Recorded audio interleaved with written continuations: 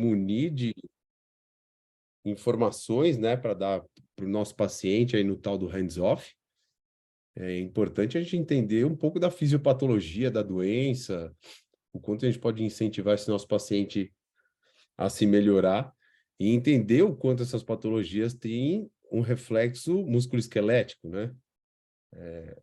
Muito característico das pessoas que têm problemas aí relacionados ao estômago, ter dores reflexas, referidas, né, perdão, interescapulares, ou até mesmo pelas inervações simpáticas que estão chegando na cadeia laterovertebral, aí que a gente fala em TT5 e T8, trapezalgia, cefaleias suboccipitais, cervicalgias, dor no ombro. A gente sabe que essas patologias, quando chegam para a gente do consultório, a gente tem que tentar fazer um diagnóstico diferencial, principalmente se o paciente está apontando isso na anamnese para a gente, se isso não tem a ver com esse processo de estômago, né? Não adianta nada a gente olhar um ombro, fazer a nossa grande avaliação, avaliar a cintura escapular, avaliar a cervical, tudo que é referente, relacionado ao músculo esquelético do ombro, costelas, seja lá o que for, e os seus músculos, e ignorar que um paciente que tem um problema desse tão grave, que é a gastrite, pode estar trazendo esse tipo de dor referida, ou dor física para o nosso paciente, né? A gastrite hoje em dia acomete muita gente, né? Eu não peguei a frequência aí, mas se vocês forem fazer um repertório de perguntas aí no consultório de vocês, aquelas perguntas viscerais, com certeza vocês vão se deparar aí com vários pacientes que têm pelo menos queimação uma vez por semana, processos de azia, problemas indigestivos, né? E que por muitas vezes, como eu disse para vocês, não está chegando no consultório por causa disso, né? Mas a gente faz esse tipo de relação. Então, aprender a fazer diagnóstico diferencial em cima de víscera, porque hoje em dia o ser humano anda matando pela boca, né? Vocês vão cansar de falar isso, de escutar falar isso para vocês. Não tem jeito. A minha intenção aqui é sim desviar a atenção de vocês para o sistema visceral, porque por muitas vezes, se ele não é o problema principal, ele está no meio disso tudo.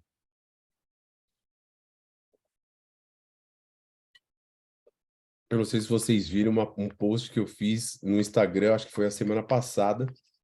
Eu coloquei uma foto de uma senhora que foi uma paciente minha e ela fez aí uma remoção da gordura abdominal para fazer um enxerto na quadrantectomia dela, né? Ela tinha tirado um quadrante do seio por conta de câncer e enxertou com a gordura do abdômen. Aquilo provocou a ela uma cicatriz muito grande e durante anos e anos e anos da vida dela, ela teve processos de digestão lentificado, aquela variação de fezes ressecadas para diarreia e somente mexendo nos processos cicatriciais dela dentro da víscera, veja, uma coisa externa que mudou a fisiologia da víscera mediante a cronologia de tudo que aconteceu com ela, né? E mais também alguns hábitos que a gente teve que tentar corrigir aí para melhorar as funções viscerais, né, dessa minha paciente. E assim é para todo mundo, né, gente? Porque também o paciente que veio lá com a fratura do quinto meta para você, tudo bem, você pode ajudar ele musculoesqueleticamente falando, mas lembre-se, nós somos promotores da saúde. Se é um cara que tem sobrepeso, se é um cara que é metabólico, ele vai ter que escutar a sinfonia também, independente daquilo ter relação direta com o dedinho dele ou não. Ou seja, falar sobre hábitos com os nossos pacientes. Sempre relembrá-los da responsabilidade que tem que ter com a sua saúde. Somos provedores de saúde, gente. Por favor, não abram mão desta responsabilidade. Beleza, vou compartilhar aí com vocês o meu iPad aí e a gente vai pontuar algumas questões, então, da gastrite. Por definição, simples, clara e bom tom, que todo mundo já, ou pelo menos a grande maioria já conhece, a gastrite é dita como inflamação, né? É uma inflamação, principalmente da parede do estômago. E lembrar lá na histologia do estômago que essa parede ela tem camadas, né? De início, essa gastrite é a que pega a camada da mucosa. Então, por definição, gastrite é inflamação da mucosa gástrica. Perfeito? E aí, mediante aos seus tipos, a gente tem pelo menos 5 classificações aí sobre a gastrite. Basicamente, ela é classificada em aguda e crônica.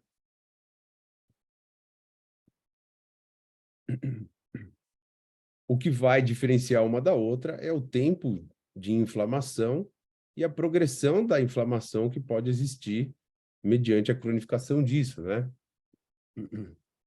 Mas a gente vai ver outros tipos de classificação. Então, vamos começar com definindo um pouco a aguda, né?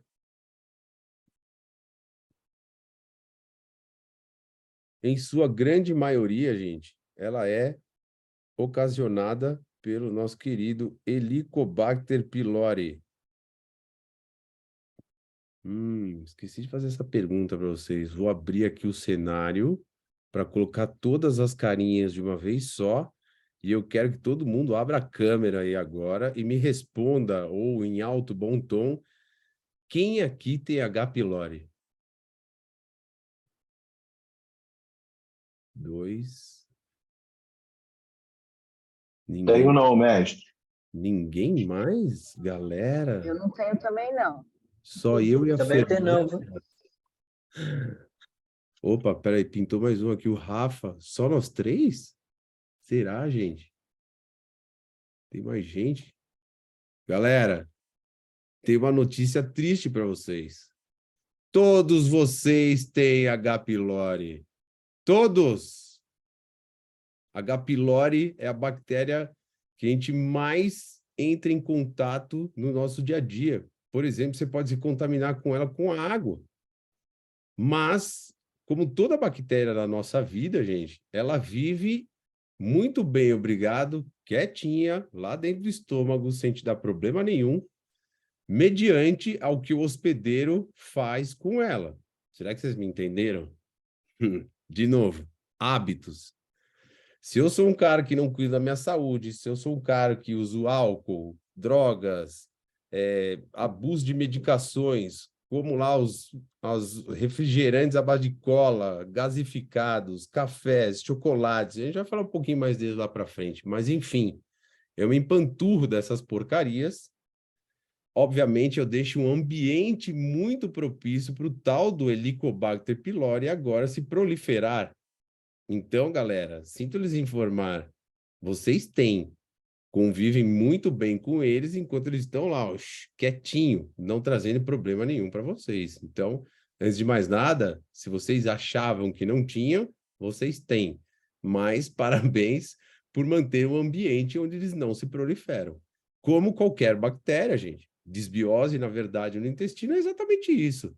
Aquelas bactérias que são nocivas, que estão em menor grupo lá dentro do intestino, mediante os seus hábitos, elas se sentem mais à vontade para aumentar a comunidade delas. E é aí que elas começam a fazer estrago.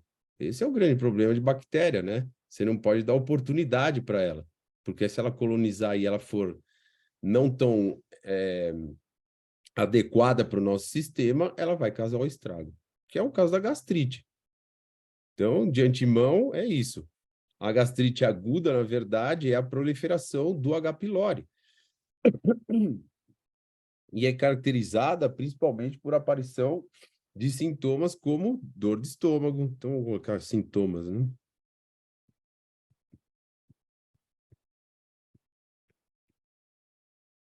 Dor de estômago, azias, vômitos e mal-estar em geral. No fundo, a gente percebe que as gastrites... eu não estou dividindo, eu compartilhando com vocês, né? Vocês me... eu estou boiando aqui. Já achei que vocês estão vendo o iPad. 1, 2, 3, foi. Beleza. Então é isso. Muitas das vezes vocês vão perceber que os pacientes chegam no nosso consultório não com um diagnóstico de gastrite, mas eles começam a te dar um pouquinho de sintomas na hora da anamnese. Ah, eu tenho azia dependendo se eu como quiabo. Ah, eu tenho azia quando eu como muito chuchu. Galera, tem alguma coisa errada aí. Se o negócio é da natureza, você não tem que ter azia porcaria nenhuma. Agora, você vai falar para mim que, cada vez que eu como uma feijoada inteira, se eu não chupo a laranja, eu tenho azia. Porra. Me desculpa, mas o teu sistema não faz milagre, né? Você arrebenta ele com gordura, obviamente ele tem mais trabalho. Mas mesmo assim, não pode ser uma coisa que dure 5 dias para sair do seu estômago. Retraso do esvaziamento estomacal já é um problema aí para a gente pensar num possível ambiente de novo para esse tal de H. pylori se proliferar. A gente vai ver esse sistema lá no final da aula. Mas, de antemão, é isso que eu estou falando para vocês. Não vai chegar com um diagnóstico de gastrite, mas vai falar sobre azias recorrentes, sobre processos indigestórios, dependendo do que come, dor de estômago frequente. Então, pode ser que esse cara está aí num quadro agudo de gastrite e ele nem sabe. É muito assintomática, ela é, na verdade, uma patologia silenciosa. E que cada vez mais as pessoas resolvem tomando um antiácido e acham que isso é uma coisa normal. E, de novo, né? Não é normal. Frequente não é normal. É frequente. Normal, não. Ah, não, tomo lá o Malox depois da comida porque eu sei que eu vou ter azia. Tem algum problema aí acontecendo. Beleza. O que vai diferenciar a aguda da crônica? Como eu falei para vocês, né? O tempo. Onde, com esse tempo aumentado, agora eu tenho aumento também dos processos inflamatórios.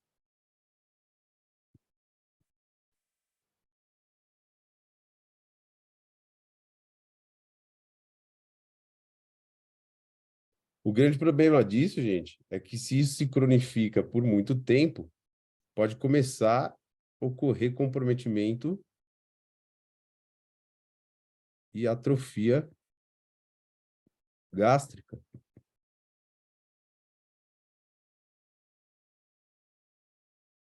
Uma vez que eu tenho atrofia gástrica, galera, eu estou muito e muito mais predisposto às metaplasias.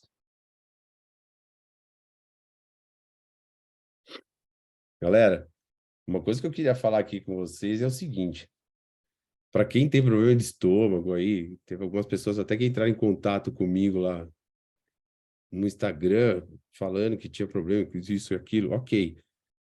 Um pouco de cuidado, tá, com o que a gente vai falar aqui hoje na aula. Lembra que isso aqui é estudo. Não é porque a gente está vendo que acontece dessa forma, isso vai acontecer com você, pelo amor de Deus. Não me cria nocebo. O que eu quero que vocês criem, quem tem problema com isso, crie consciência para se melhorar, seja lá nos seus hábitos, de novo, né, de alimentar ou de pensar. Mas, pelo amor de Deus, não me sirva de nocebo. Nossa, o Malaguti explicou hoje, cara, eu vou ter câncer, cara. Pelo amor... Não, pera, calma. Aqui a gente vai criar consciência e, por enquanto, pensa aqui, ó, como se fosse seu paciente. Você não está em jogo, beleza? Mas depois dá uma pensada nisso.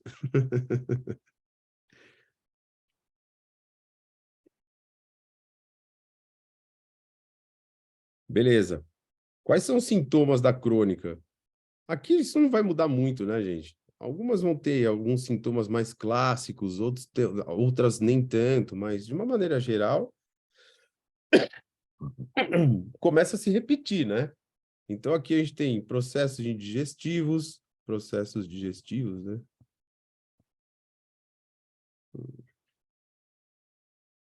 Indigestão.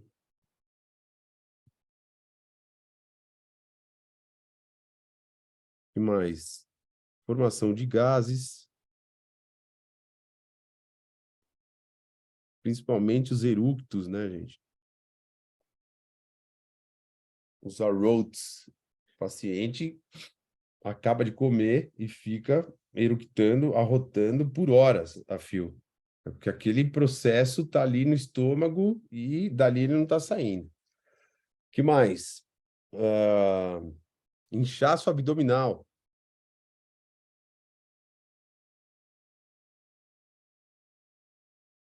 O paciente que vai falar para você que ele come uma pena e parece que tem um javali dentro dele. Converso com aquilo durante o dia inteiro. O paciente muitas vezes vai falar que se sente empachado, né? Enfastiado. Quer dizer que, mesmo ele tendo comido muito tempo lá atrás, o processo digestivo está retrasado. Aquilo ainda está dentro do estômago dele. E também pode ter processos de vômitos. Esses vômitos, eles são episódicos, tá, gente? Por muitas vezes a pessoa tá lá, já acabou de comer, tá tranquila, conversando, do nada ela levanta e vai vomitar.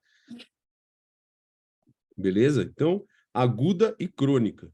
E agora a gente vai falar de algumas outras também que aparecem bastante no consultório. Por exemplo, a nervosa. A gastrite nervosa, de uma maneira geral, comete mais as mulheres.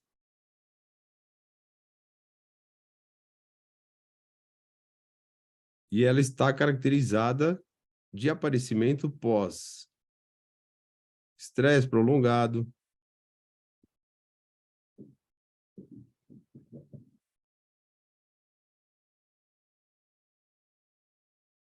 crises de ansiedade,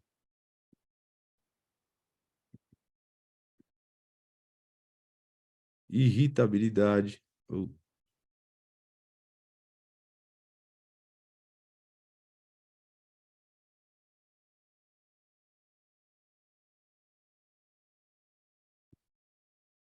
ou seja, se a gente for traduzir aí no nosso dialeto osteopático, né? Simpaticotonia. Lógico, né, gente? É o que a gente está escrevendo aí, nesses processos de estresse prolongado, ansiedade, irritabilidade, a gente está com o nosso sistema de luto-fuga ligado. Ele não está se preocupando em deixar o sistema funcionar de uma forma em que ocorra a digestão. Se você está no processo de luto-fuga, é sempre o mesmo sistema. Vasoconstrição, deixando o sangue muito mais concentrado no coração, pulmão e o músculo que eu vou lutar ou fugir. Então, obviamente, eu não preciso de vascularização visceral nessa hora. Então, por muitas vezes é o que acontece. De novo, se eu não tenho vascularização, a fisiologia da víscera está alterada, posso ter retraso. Com o retraso, eu aumento a acidificação do meu estômago e eu crio um ambiente de novo para o tal do H. pylori se proliferar. Ok? Ainda se ela não é nervosa, não é aguda, não é crônica, ela pode ser enatemantosa.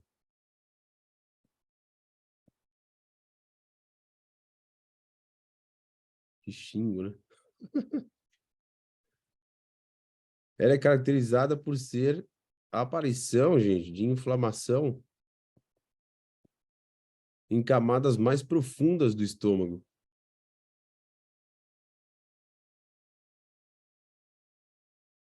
Por exemplo, a submucosa, né? A submucosa, gente, é uma camada do estômago que tem bastante concentração de células secretoras, né? As oxínticas, as paracínticas, todas as células secretoras das substâncias do estômago. A gente vai falar de algumas delas, mas entre elas, o próprio bicarbonato, o muco, o ácido clorídrico, dentre outras substâncias aí que são produzidas no estômago. Então, eu tenho um acometimento desse tipo de célula e aí a coisa se torna um pouquinho mais delicada, né? Geralmente, ela é provocada por alcoolismo,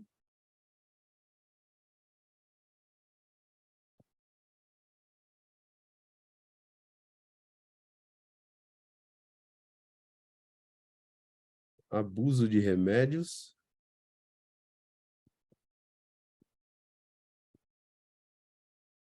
Vamos lá, os clássicos: anti-inflamatórios,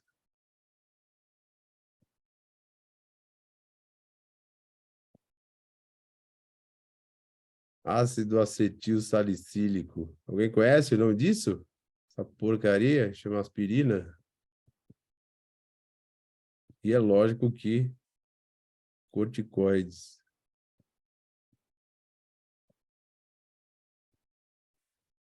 Se não for causado por essas substâncias, ainda pode ter também, gente, um fundo de patologias autoimunes.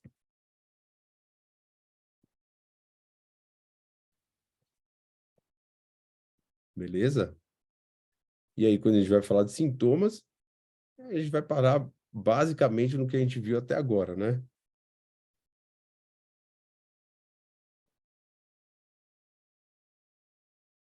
As dores de estômago,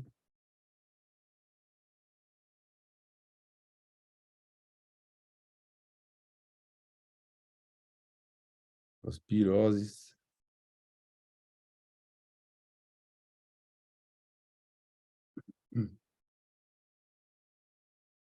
inchaços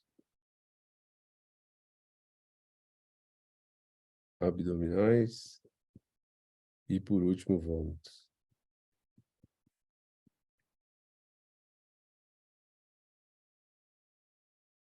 Hoje eu estava fazendo uma anamnese, uma paciente minha, uma senhora de 69 anos, ela está com dor no joelho. Para que eu vou perguntar sobre o sistema visceral dela, gente? Se ela está com dor no joelho, o que tem a ver? Bom, obviamente, acima do peso, é bem característico, né? Hoje em dia, o homem e a mulher acima de 60 anos é quase dito como normal a pessoa estar acima do peso. Você conta nos dedos as pessoas que não estão. Mas, enfim, obviamente, fiz todas as perguntas viscerais, explicando para ela que isso poderia ter uma relação com dor no joelho dela. E no meio do caminho, ela me falou sobre remédios. 5 remédios ela toma há mais de 7 anos. Isso é pouco ou é muito, gente?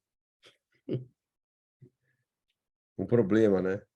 As pessoas vêm numa cascata, né? Você vai vendo, é a mesma história de sempre.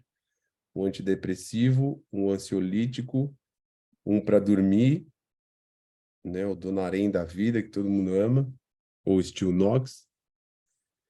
E tudo isso vai ser primeiro impacto no estômago, não tem jeito. Agora imagina 7 anos isso pingando todo dia dentro do seu estômago.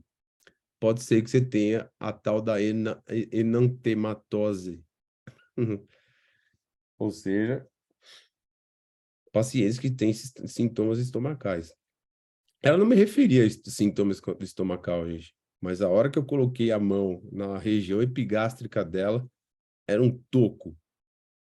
A hora que eu fui pegar na parte de fígado, vesícula biliar, não deixava minha mão entrar embaixo do gradil costal. Pois bem, fiz lá um trabalho na fossa inguinal direita dela, que tinha uma tensão bem grande, meti a mão nesse digestório alto e vai para casa. Dei aquela massageada no joelho, né? Só para não sair sem o toque no joelho. Coloquei ela para andar. Pode ser que seja impressão minha, mas eu não tô com dor. Eu falei, calma, vai para casa, veja como você vai ficar. Enfim, experiências clínicas. Acho interessantíssimo a gente falar sobre isso, porque de primeira instância, gente, como é uma articulação muito distante de tudo que a gente falou até agora, você nem vai colocar em xeque se isso aí pode, aliás, não te deixa suscetível a colocar em xeque se isso pode ser de lá de cima, do digestório alto ou não, né? Então, mais uma vez, se faz necessário uma anamnese muito bem feita do sistema visceral. Porque se ela não é o principal causador dessa tensão no joelho dela, lá no meio as tensões das vísceras estavam, não tenha dúvida. Ah, no Rachaban. Pode, levantou a mão, pode perguntar. Oi, Fabi, sou eu, a Lilian, tudo bem? Lilian Zé, estou usando o telefone da uma amiga aqui que meu não pegou. E aí, qual que seria a relação para você usar do sistema digestório alto com essa dor no joelho? Ah, Só a medicamentosa? só o quê? Desculpa. Só essa influência medicamentosa, essa interação aí de tantos anos de lesão crônica, de medicação uso crônico, ou qual outra relação que você daria? Uou! Exatamente, ele não dá para a gente olhar para uma paciente dessa que está usando, né, antidepressivo, ansiolítico, e não encaixar ela também num pilar somente emocional, óbvio. Se ela está medicando tanto assim, é porque ela já está dando seta, né? Ela fala, olha, eu tenho um problema emocional junto aí. Obviamente, meu sistema nervoso autônomo está descontrolado, está desequilibrado. O mais interessante é que ela já estava fazendo terapia, eu achei bem legal isso da parte dela, mas é super interessante isso, aliás, né? Porque quando você fala isso para a pessoa, tudo bem, você está tomando antidepressivo, ansiolítico, e como é que está seu sono? Você está se sentindo bem? É, indutor de sono? É, eu não sinto mais insônia, para mim tá bom. Tá, mas você sai da cama descansada, seu dia é bom, como é que é? Não, imagina, passou um caminhão em cima da mulher. Mas o paciente faz essa relação, né? Eu tomo o remédio, eu durmo. Se o meu durmo, se a meu sono é reparador ou não, não importa, mas eu durmo. E aí você vai explicar para o paciente, né? Essas drogas, na verdade, elas não fazem você dormir. Elas só cortam a conexão do sistema. Você está pensando que você está dormindo, mas seu sistema está simpático tônico do mesmo jeito. Principalmente porque você está usando droga para isso. Que todas as drogas são simpático-tônicas. Então, assim, mais uma vez, né? É a medicação fazendo você não sentir aquilo. Não que ela está te tratando de alguma coisa. Mas, aquela velha história, né? A gente também não pode ignorar o efeito das drogas. Se está num estado muito grande de depressão ou até mesmo de crise de ansiedade, sim, tem que usar medicação. Mas eu tenho que orientar meu paciente, né? Nós, na verdade, não nós, né? O próprio médico deveria orientar o paciente sobre isso. Mas como eles não fazem, gente, eu acho que a gente se torna um dos responsáveis aí por avisar a pessoa. Você não está tratando nada, você está domando seus sintomas. Ou muda algum sistema de hábito de vida, ou você vai ficar com remédio pro resto da vida. Então, a primeira coisa que eu perguntei para ela, a senhora quer continuar tomando remédio pro resto da vida? Ela, não, eu não quero, por isso que eu estou tentando me tratar. Eu falei, ótimo, o caminho é esse. Então, é assim, quando a gente fala de doença crônica, na verdade, né, você tinha perguntado, não dá para a gente olhar só para um sistema visceral também. Né? É pobre também, lógico, mas sim olhar para os três sistemas. Se está cronificado, com certeza tem uma resposta musculoesquelética, com certeza tem um metabólico influenciando nisso, e com certeza tem um fundo emocional também, se é que não é o primeiro do que está acontecendo nessa cascata toda. Eu perguntei para ela tinha dor no joelho, beleza. Essa dor no joelho anda atrapalhando a senhora anda irritada, não fazendo suas coisas, criando independência, perdendo sua independência? Sim, eu fico cada vez mais irritado com isso. A senhora já percebeu que quando a senhora fica irritada, se a senhora come mais, entra em crise de ansiedade? Sim, acaba comendo mais coisas. Então é um ciclo, né? Para doença crônica é sempre isso, é essa cascata.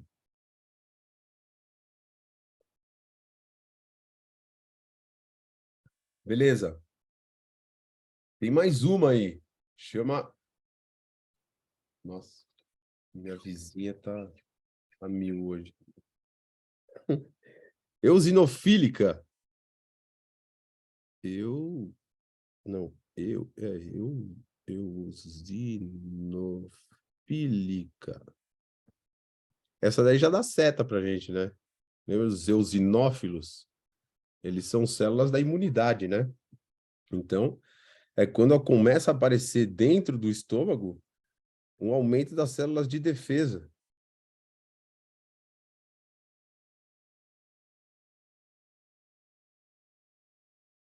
E esse aumento das células provoca um estado de inflamação.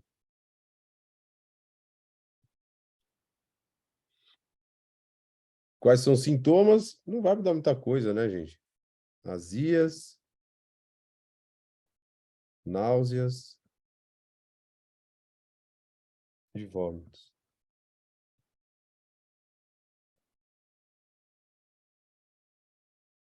Essa daqui, gente, por já ter essa ação de células de defesa, por muitas vezes esse tipo de gastrite aparece nas pessoas que já são alérgicas.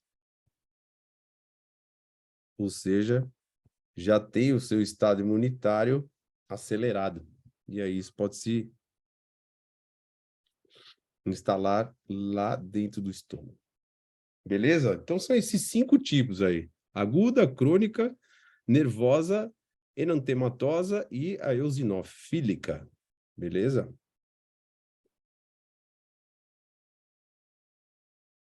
No fundo, as informações fazem com que a gente pense sobre como a gente deve conversar com esse paciente, né? Mas difícil vir com um diagnóstico tão preciso assim para a gente, né, gente? Geralmente o próprio paciente já vem falando que tem gastrite porque fez biópsia e apareceu lá a tal da gastrite. Ou porque sabe que fez a endoscopia e apareceu o tal do H. pylori. Então, o que vai chegar mais para a gente e entender nesse paciente se isso é um processo agudo ou se isso é um processo crônico, né? A gente tem que prestar muita atenção quando o processo é crônico, na verdade, né, gente? Porque aí a coisa começa a se complicar. Então, para a gente entender isso, a gente vai falar um pouquinho agora sobre a fisiopatologia dela.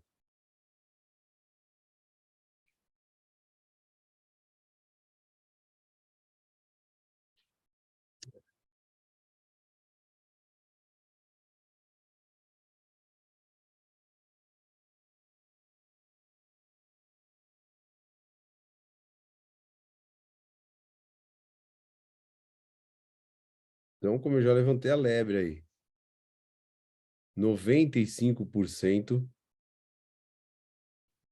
delas são causadas pelo tal do H. pylori.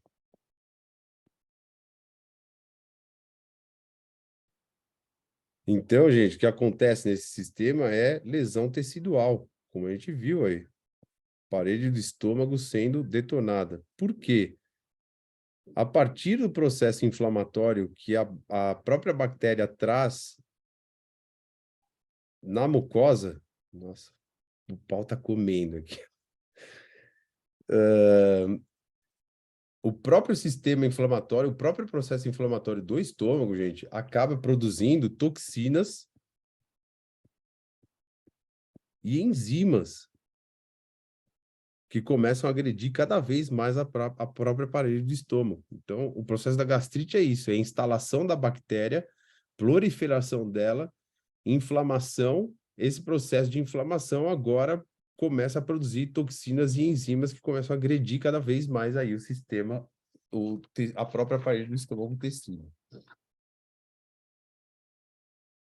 É muito mais comum, gente, ela aparecer na região pilórica, na verdade.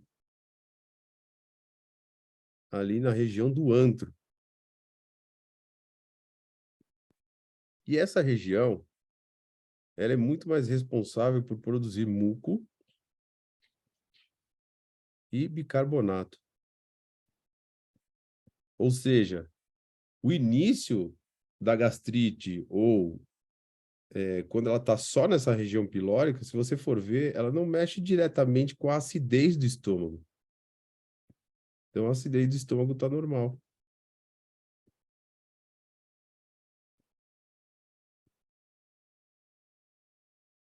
O grande problema é quando isso começa a se cronificar. Porque uma vez que eu não tenho mais tanta produção também do bicarbonato, que é ele que vai controlar um pouco aí a acidificação do estômago, isso tende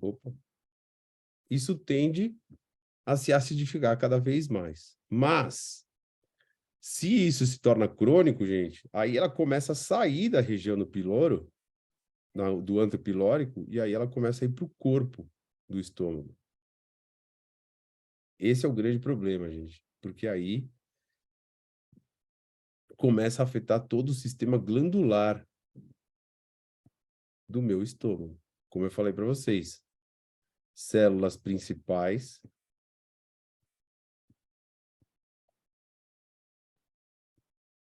e células parietais vão começar a se atrofiar e agora a gente vai começar a ter queda de substâncias produzidas aí no estômago que são de suma importância para o nosso corpo, para a nossa vida, na verdade. Uma das principais, gente, é produzida somente no estômago, chama-se fator intrínseco.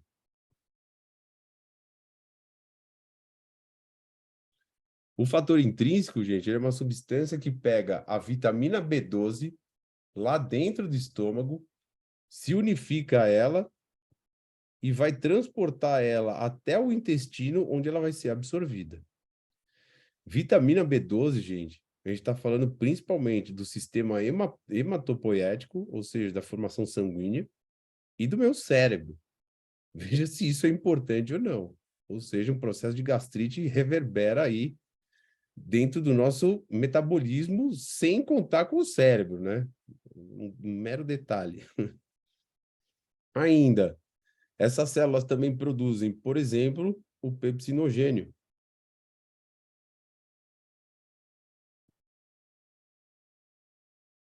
O precursor da pepsina, lembra?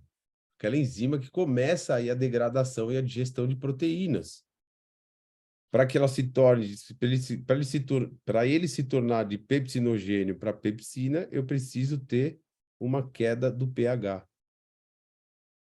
Uma vez que isso acontece, eu transformo ele e começo a metabolizar ou quebrar as proteínas dentro do estômago.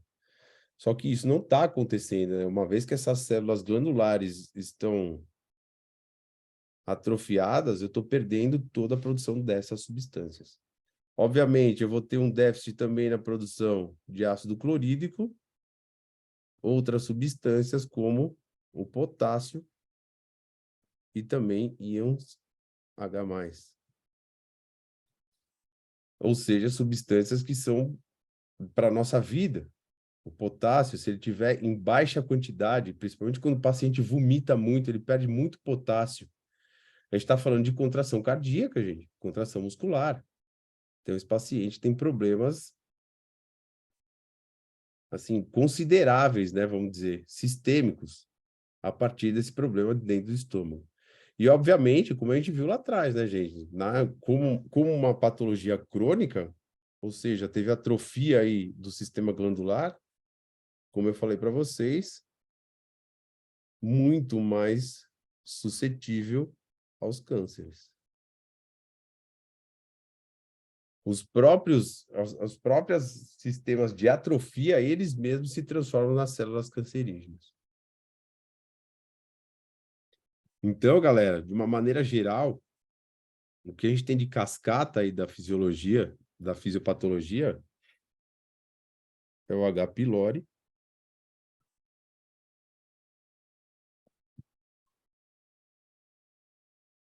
trazendo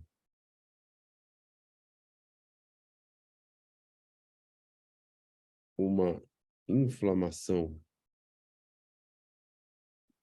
crônica,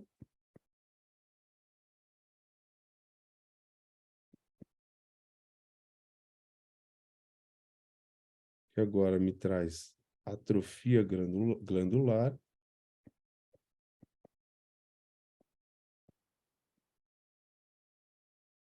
e agora eu tenho muito mais predisposições para as metaplasias.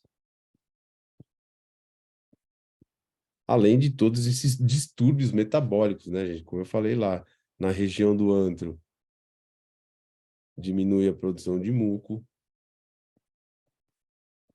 e bicarbonato. E na região do corpo, todas aquelas substâncias que a gente já falou lá em cima. O fator,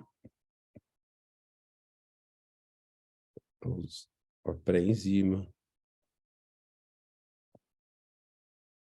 e outras substâncias.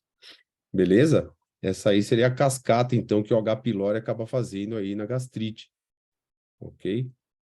Mas sempre enfatizando, né, gente? Antes de pensar em tudo isso, eu tenho que tentar passar a segurança do meu paciente, que isso é reversível. Basta a gente prestar atenção, obviamente, na saúde dele. Daqui para frente, a gente vai ter que começar a mudar os hábitos. De uma maneira geral, o quadro clínico, então,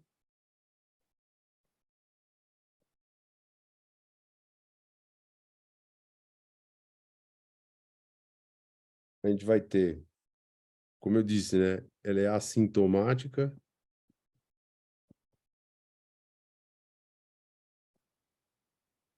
silenciosa,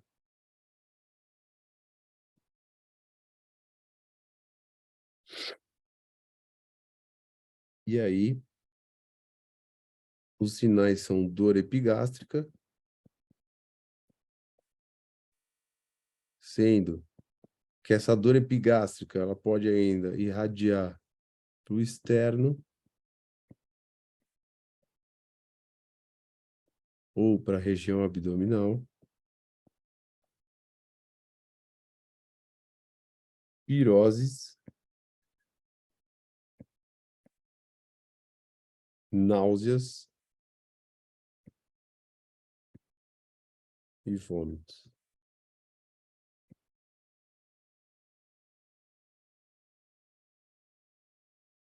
Ok? E para fechar aí essa primeira parte da aula, o diagnóstico, né, gente? Como é que a gente sabe, então, já que é uma doença assintomática, como é que a gente chega no diagnóstico? Como qualquer profissional da área da saúde que se preze, obviamente, uma excelente anamnese. Ah, tá praticamente. Tô não, tá com a garganta meio...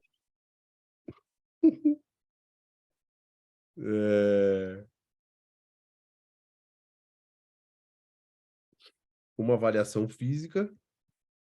Essa aqui nós somos bons, né? Vai lá, faz teste de inibição visceral. E ainda pode ter uma endoscopia com biópsia, se for o caso, ou ainda fazer uma contagem na sorologia ou nas fezes das células, perdão, antígenos.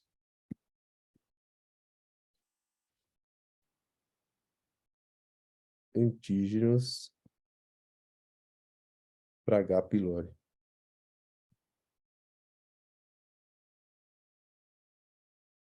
Mas, como eu disse, de uma maneira geral, o paciente já vem com esses dados para você. Eu tenho gastrite, ou, galera, também não ignore, eu tive gastrite, por favor, pense nisso, principalmente se esse paciente souber onde é que foi a gastrite dele, ou se ele teve processos ulcerativos também, é muito comum isso acontecer aí na gastrite. Se ele teve qualquer um desses dois processos, obviamente ele pode ter uma restrição aí desse estômago na subida e descida do diafragma. Então, é de suma importância a gente entender se tem ou se já teve esse processo também. Não ignore que possivelmente tem uma aderência ou uma cicatriz nesse estômago. E aí, gente, por final, o que eu queria falar aí com vocês é mais ou menos um raciocínio, né? Na verdade, do porquê os maus hábitos trazem esse problema, né, para o ser humano hoje em dia. Porque todo mundo olha para o estômago, né? E o estômago, na verdade, ele é um saco de pancada. Tudo bem, ele aloja lá o H. pylori, mas quem colocou o H. pylori lá para dentro foi você.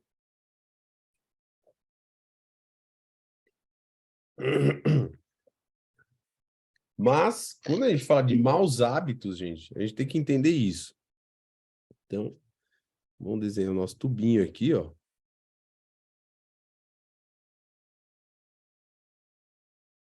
Na terminação desse tubinho, a gente tem um outro cara que tem uma dependência muito grande do funcionamento dele para o estômago reagir. E, obviamente, a gente está falando de digestório alto. Então, eu tenho que ter essas pecinhas funcionando muito bem, obrigado, porque elas interagem entre si. E o que eu quero dizer é que, por muitas vezes, outras peças não funcionam e isso acaba reverberando lá no estômago. Mas ele não é bem o culpado disso. Por exemplo, quem faz a maior parte da quebra, da metabolização das 3 macromoléculas é principalmente esta parte aqui, ó, chamada de duodeno. E exclusivamente, ou a grande maioria, na segunda porção dele. Então, carboidratos, proteínas e gorduras.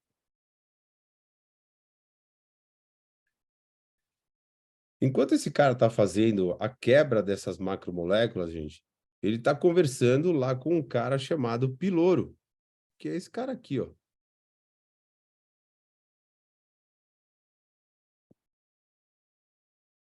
E ele fala para o piloro, enquanto eu estiver em processo digestivo, por favor, não abra. E se ele não abre, obviamente, ele não tem o esvaziamento do estômago. Perfeito?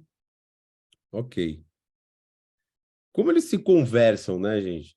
Na verdade, o duodeno recebe o quimo que está vindo de lá dentro do estômago e passa por uma quantidade lá pelo piloro e vai lá para o duodeno. Lá no duodeno, quando começa o quebra-quebra, ele começa a produzir várias substâncias, entre elas a CCK, a colicistoquinina, a gastrina, a secretina. E esses hormônios, na verdade, produzidos pelo duodeno, vai conversar com todas as outras glândulas do sistema digestivo, por exemplo, o fígado e, por exemplo, vesícula biliar. Por exemplo, pâncreas. Por exemplo, estômago. Para o fígado e para a vesícula biliar, a gente está falando principalmente da bile, né? Para ser secretada e colocada lá na segunda porção do duodeno. O pâncreas, a mesma história. Conversa com ele e fala para ele colocar os seus sais biliares e algumas enzimas que estão vindo aí do suco pancreático. E com relação ao estômago, ele fala por muitas vezes para o piloro ficar fechado, e aí ele aumenta principalmente esses hormônios, né? Aumentam a produção de HCl e aumento da peristalse.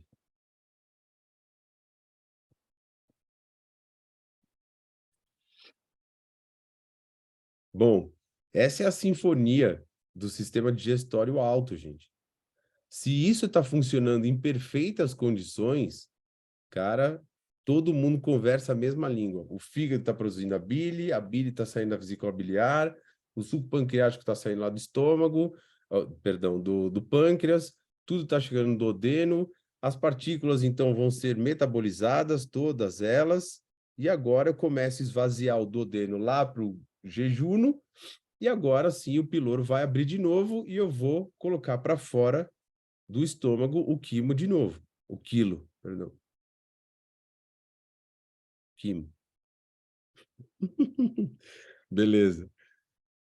Se tiver funcionando assim, essa sinfonia tende a esvaziar o seu estômago pelo menos de 3 a 5 horas. Eles devem estar vazio. Ok? O grande problema é esse. Se você é uma pessoa que está jogando para dentro desse duodeno aquelas substâncias que eu falei, né? Refrigerantes à base de cola, gaseificados,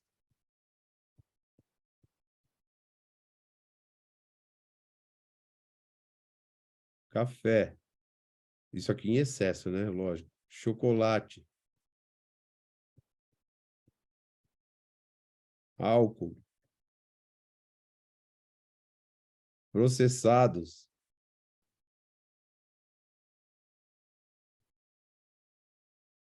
apimentados. Na verdade, a gente vai colocar condimentos, né?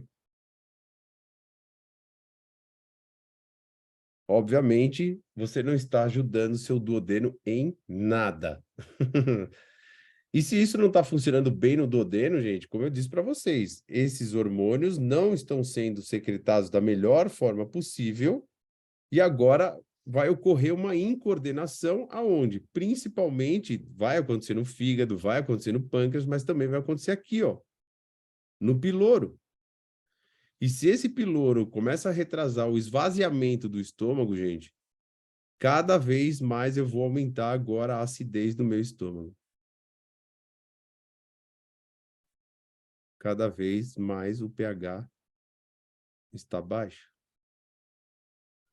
Lembra lá do começo da aula, gente? Quem é que se prolifera em ambiente de pH baixo, gente? A tal da Helicobacter pylori. Ok? É isso que acontece, galera. Se eu tenho maus hábitos, o que eu estou colocando para dentro do meu estômago vai reverberar por todo o digestório alto e por muitas vezes, eu não estou falando que é só isso que pode acontecer, mas no caso da gastrite, gente, por muitas vezes, retraso do esvaziamento do estômago. Se eu retraso, eu aumento cada vez mais a produção de ácido clorídrico. Crio ambiente cada vez melhor para o meu H. pylori. Perfeito?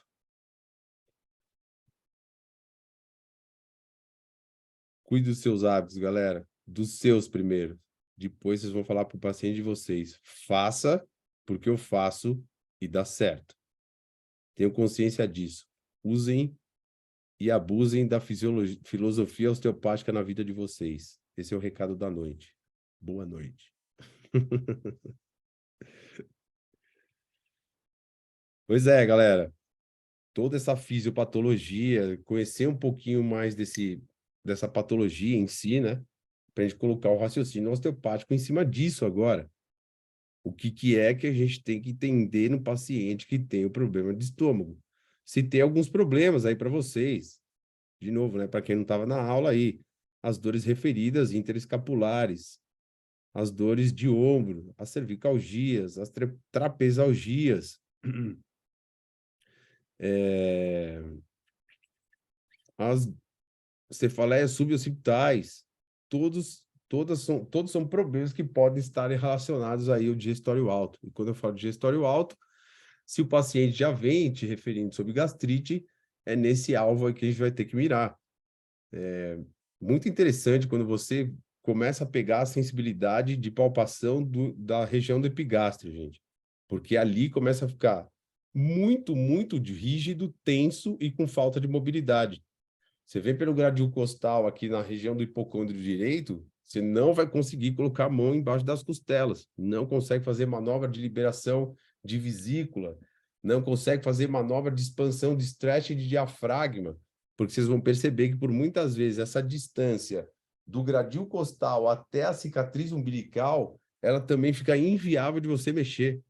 O sistema não deixa você colocar a mão de tanta tensão que existe aí.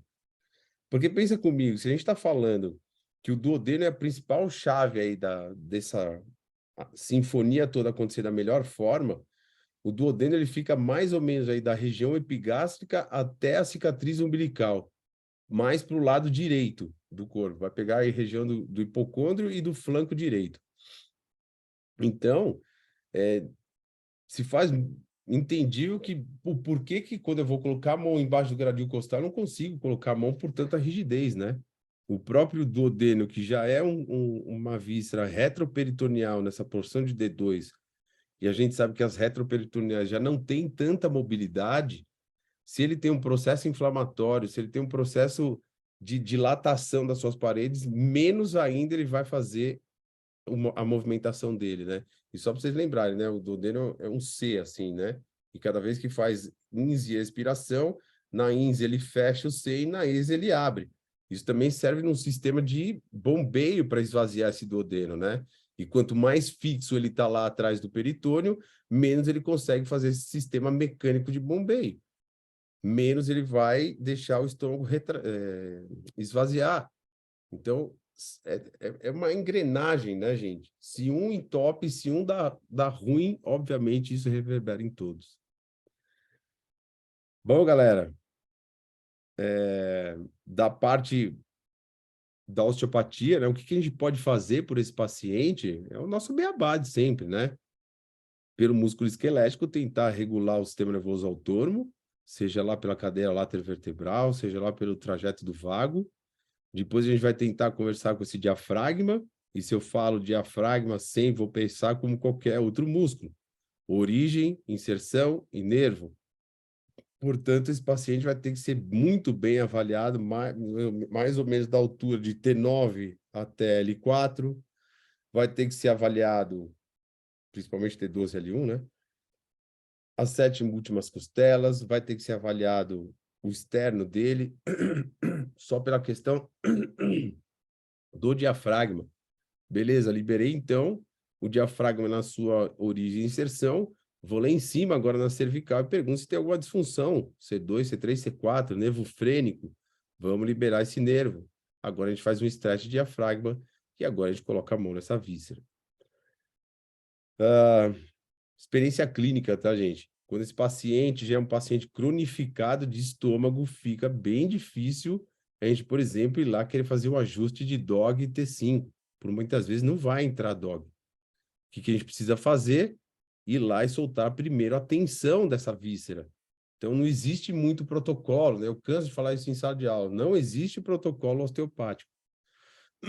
O que a gente tem que ver é tentar ler, fazer a leitura do corpo desse paciente através da anamnese dele e principalmente no exame físico. Acho que é o mais interessante é a gente se aprofundar, então, nessas questões de tensão mesmo. Se é um órgão que está muito tenso, sem mobilidade, cronicamente, mexe na víscera primeiro. Conversa com o diafragma primeiro. Vê a relação dessa víscera com as outras vísceras. E aí depois pensa no músculo esquelético. Beleza? Eu acho que era mais ou menos isso aí que eu tinha para falar para vocês, gente. Desculpa se a aula hoje foi muito escrita, né? Mas para a gente falar um pouco sobre fisiologia, a fisiopatologia, classificar, não tem muito como eu fazer esquema, né? Como vocês estão acostumados a ter aula aí. Então, eu peço desculpa para vocês aí, que foi muito teórico hoje, mas é para a gente aprofundar um pouco mais aí nessa patologia que é tão presente dentro do consultório, né, gente? E daqui para frente ter mais armas aí para a gente conseguir conversar com o nosso paciente mais de perto com ele e tentar mudar os hábitos dele, ou pelo menos mostrar para ele qual é a importância de ele mudar os hábitos na vida dele. Beleza, galera? Bom estar com vocês aí. Valeu, Valeu, Fabiano. obrigado. Top, boa noite. Boa, prazerzão ter vocês e você. E aí, você também, Júnior. Fazia tempo que você não estava aí, hein, cara? Rapaz, correria aí de projeto, da Lógico, prova. lógico, Aí imagina. tem que correr um pouquinho, mas estamos de volta. Show de bola. Galera, abre aí, vamos tirar foto. Terça-feira à noite, só os guerreiros aqui, né? Por favor, meninas e meninos, ajeite-se o cabelo, a maquiagem e vamos para cima. Mala, Gucci, vocês estão íntimos pra caramba comigo, né? É isso aí. Ó, segura aí que tem 2 telas, hein? Valeu, galera! Segura aí que tem a outra janela. Eita, pô. Aê, ó, Tunica, ó, minha Bulldog lá assistindo a aula também. Valeu, galera, boa noite, obrigado, boa semana pra vocês. Valeu, professor. Precisou, é só chamar.